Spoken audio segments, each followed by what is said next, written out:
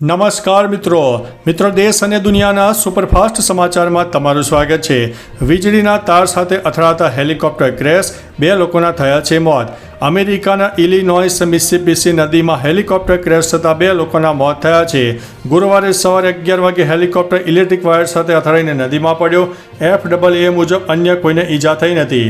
ઘટનાના પગલે નદીને વાણિજ્યિક નેવિગેશન માટે તાત્કાલિક બંધ કરી દેવામાં આવી છે। રિવર્સ પોઈન્ટ ફાયર ચીફ રીકા પેન્ડરે ઘટનાની પુષ્ટિ કરી છે। મિત્રો, અન્ય મહત્વના સમાચારની વાત કરીએ તો ગુજરાતમાં ડરામણી ઢીંગલી લાબુબુનો ક્રેઝ। અત્યારે સોશિયલ મીડિયા પર ટ્રેન્ડિંગ લાબુબુ ડોલનો ક્રેઝ ગુજરાતમાં પણ જોવા મળી રહ્યો છે। દેખાવમાં વિચિત્ર લાગતી આ ઢીંગલી માટે લોકો 1 લાખ રૂપિયા સુધીનો ખર્ચ કરી રહ્યા છે। અમદાવાદના એક વેપારીએ તો 10,000થી વધુ ડોલ વેચી છે, જ્યારે જ્વેલર્સ લાબુબુ થીમ ઉપર 1.10 લાખ સુધીના ગોલ્ડ પેન્ડન્ટ પણ બનાવી રહ્યા છે। લોકો તેને કિચન, સ્ટેશનરી અને સોફ્ટ ટોય તરીકે પણ વાપરી રહ્યા છે। મિત્રો, અન્ય મહત્વના સમાચારની વાત કરીએ તો ચંબામાં મોટી દુર્ઘટના, 6 લોકોના થયા છે મોત। હિમાચલ પ્રદેશના ચંબા જિલ્લાના ચુરા સબ ડિવિઝનમાં ભંજરાડુ, સાહવા અને ભડકવાસ રોડ ઉપર રાત્રે એક કાર ખીણમાં ખાબકતા ભયાનક અકસ્માત થયો, જેમાં 2 પુરુષો, 2 મહિલાઓ અને 2 બાળકો સહિત 6 લોકોના ઘટના સ્થળે મોત થયા છે। કાર સાહવા નજીક અચાનક બેકાબૂ બની હતી। ઘટના બાદ સમગ્ર વિસ્તારમાં શોકની લાગણી ફેલાઈ ગઈ છે। મિત્રો, અન્ય મહત્વના સમાચારની વાત કરીએ તો 750 કરોડની GST ચોરી, 3 રાજ્યોમાં દરોડા। એન્ફોર્સમેન્ટ ડિરેક્ટોરેટ 750 કરોડ રૂપિયાની નકલી GST ચલણ કૌભાંડના કેસમાં ઝારખંડ, પશ્ચિમ બંગાળ, મહારાષ્ટ્રમાં નવેસરથી દરોડા પાડ્યા છે। આ દરોડા મની લોન્ડરિંગ પ્રતિબંધિત અધિનિયમ હેઠળ લગભગ 1 ડઝન પરિસરોમાં પાડવામાં આવ્યા હતા। કથિત કૌભાંડ નકલી સંસ્થાઓ અને ગેરકાયદેસર નાણાકીય ચેનલો સાથે જોડાયેલા ખોટા ઇનપુટ ટેક્સ ક્રેડિટથી સંકળાયેલું છે। મામલાનો મુખ્ય આરોપી શિવકુમાર દેવડાને મે 2025માં ધરપકડ કરવામાં આવી હતી। મિત્રો, અન્ય મહત્વના સમાચારની વાત કરીએ તો શું ભારત, રશિયા અને ચીનનો વર્લ્ડ ઓર્ડર ટ્રમ્પનો ડર છે?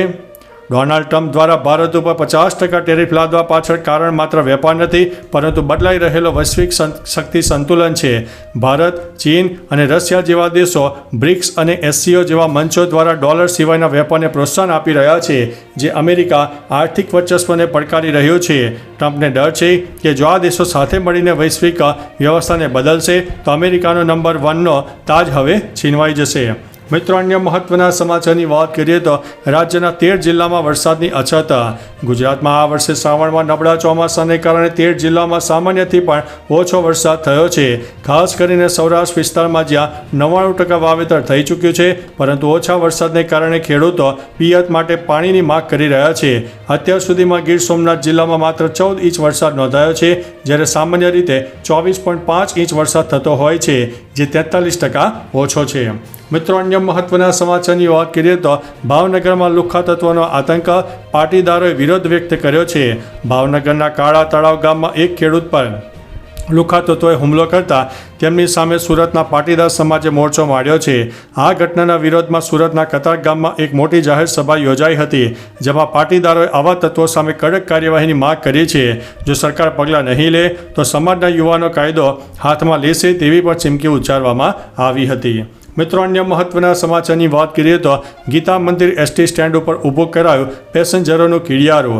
રક્ષાબંધન અને રવિવારે રજાને કારણે અમદાવાદથી લોકો વતનની વાટ પકડી છે, જેને પગલે ગીતા મંદિર ST સ્ટેન્ડ પર વતન જવા માટે મોટી સંખ્યામાં મુસાફરો ઉમટી પડતા પડાપડીના દ્રશ્યો સર્જાયા। ગીતા મંદિર ST સ્ટેન્ડ પર હજારોની સંખ્યામાં પેસેન્જરોની ભીડ જોવા મળી। ગીતા મંદિરથી ઉપરથી દાહોદ, ગોધરા, ઝાલોદ, સુરત, રાજકોટ, બનાસકાંઠા અને સાબરકાંઠાની બસ હાઉસફુલ ઉપડી રહી છે। મિત્રો, અન્ય મહત્વના સમાચારની વાત કરીએ તો પાકિસ્તાન અને બાંગ્લાદેશ ઉપર ટ્રમ્પ મહેરબાન થયા છે। અમેરિકી રાષ્ટ્રપતિ ડોનાલ્ડ ટ્રમ્પે ભારત અને બ્રાઝિલ પર 50% ટેરિફ લાદ્યા છે, જ્યારે પાડોશી દેશો પાકિસ્તાન અને બાંગ્લાદેશ ઉપર ક્રમશઃ 19% અને 20% ટેરિફ લાગુ કર્યા છે। ટ્રમ્પે પાકિસ્તાનને 10% ટેરિફની છૂટછાટ પણ આપી છે।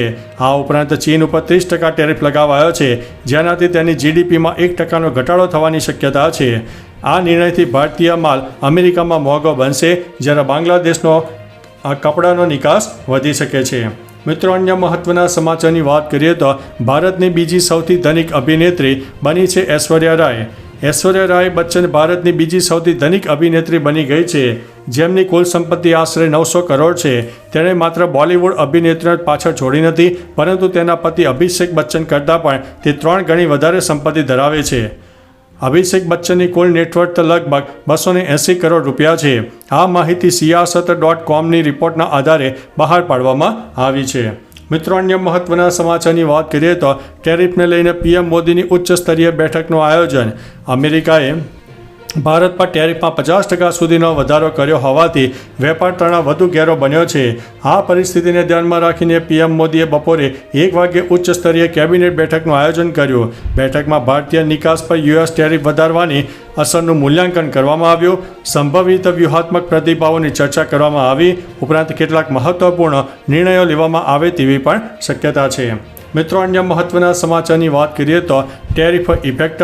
એમેઝોન અને વોલમાર્ટે ઓર્ડર કેન્સલ કર્યા છે. અમેરિકા દ્વારા ભારત પર લદાયેલા 50% ટેરિફને કારણે ભારતીય ટેક્સટાઇલ ઉદ્યોગ ઉપર ગંભીર અસર જોવા મળી છે. એમેઝોન અને વોલમાર્ટ સહિતની અમેરિકન કંપનીઓએ ભારે ટેરિફના કારણે ભારતમાંથી માલની આયાત કામચલાઉ ધોરણે બંધ કરી દીધી છે. ટેરિફ વધારાથી માલની કિંમત વધતા વેચાણ ઘટવાની આશંકા છે. પરિણામે ભારતના ટેક્સટાઇલ ઉત્પાદકોને મોટો આર્થિક ઝટકો લાગ્યો છે. મિત્રો, અન્ય મહત્વના સમાચારની વાત કરીએ તો ગુજરાત વિધાનસભાના ચોમાસુ સત્રની તારીખો જાહેર કરવામાં આવી છે. ગુજરાત વિધાનસભા ચોમાસુ સત્રની જાહેરાત થઈ ગઈ છે. 8 થી 10 સપ્ટેમ્બર સુધી 3 દિવસીય ચાલશે. રાજ્યપાલે 7મું સત્ર બોલાવ્યું છે. ધારાસભ્ય 20 ઓગસ્ટ સુધીમાં તારાંકિત પ્રશ્નોની સૂચના આપી શકશે. વિધાનસભા અધ્યક્ષ શંકર ચૌધરીએ આ માહિતી આપી છે. સત્રમાં વિવિધ સરકારી વિધેયકો, રાજ્યના અગત્યના મુદ્દાઓ પર ચર્ચા થવાની સંભાવના છે. વિધાનસભા દ્વારા સત્ર સંબંધિત જાહેરનામું પણ બહાર પાડવામાં આવ્યું છે. તો ચાલો મિત્રો, ફરીથી દેશ અને દુનિયાના સુપરફાસ્ટ સમાચાર લઈને મળતા રહીશું. ત્યાં સુધી અમને રજા આપશો. નમસ્તે.